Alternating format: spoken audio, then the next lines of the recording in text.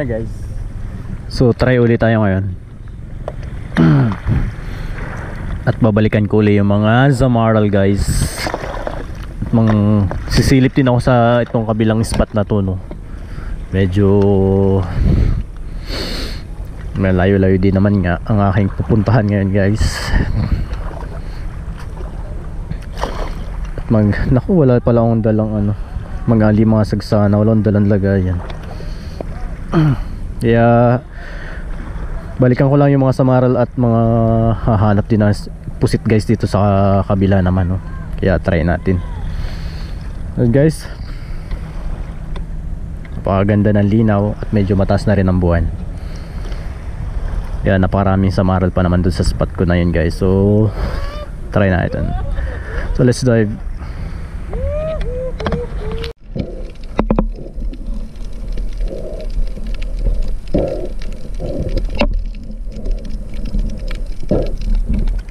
Naka-upper shot naman tayo ng guys, pusit.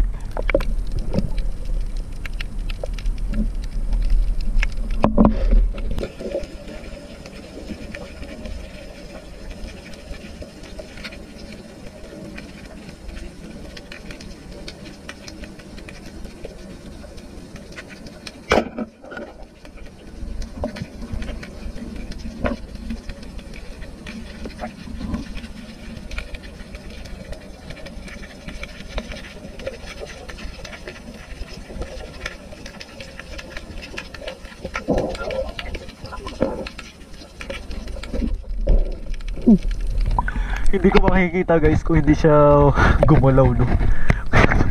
Nakakita ko tuloy siya, nadali ko.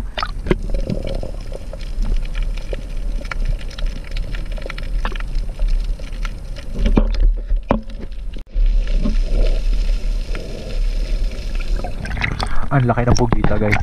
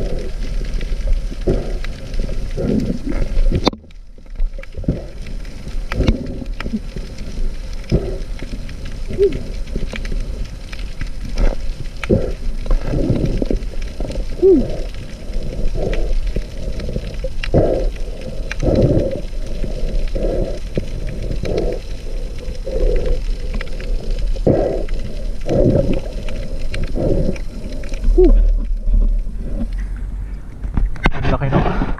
Butit maganda pagkatama at nasa labas siya. Oh, grabe guys. Sana may kasama to, no?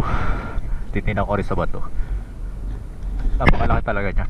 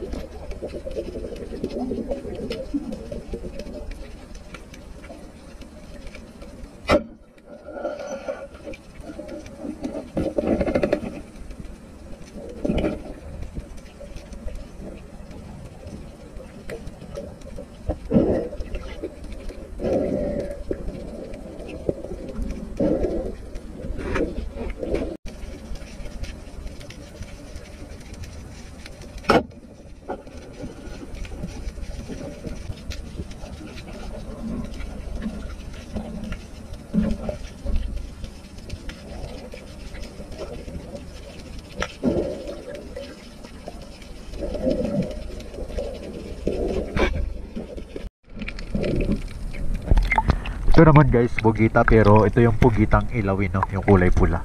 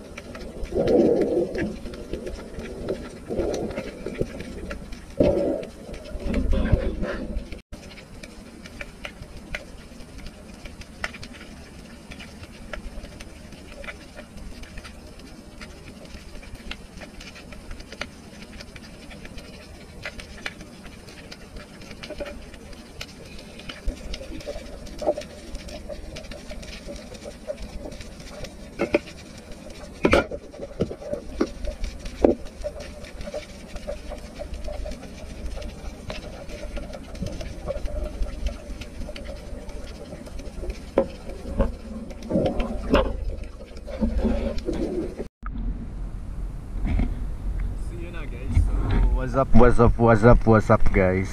So nakadali ako ng isang cuttlefish guys. Octopus. So mga nasa 2 kilos siguro to, no? O mga ganun nga, mga nasa 2 kilos lang to guys. Medyo malaki na talaga siya, oh. 2 kilos o 2 kilo mahigit, no? Tapos isa pang octopus naman guys. Yun. Yung kulay ano naman, no? Yung tinatawag na ilawin. Yan, yung kulay pula. Yan. Tapos mga samaral, no? Mga samaral guys. Dali naman ako ng 1, 2, 3, 4, 5 pieces. Tapos hala mga tawag dito guys, yung ano naman tawag dito, yun, kinain pala ng octopus yung pusit. Natanggal yung ulo, no? Mga pusit, no? Nakadali ako ng medyo mga maliliit. Yun guys, yung maliliit na mga pusit, pero ilang piraso, no? Mga 5 piraso siguro tong pusit na maliliit.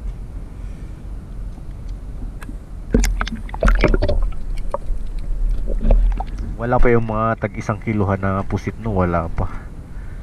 Maliliit pa.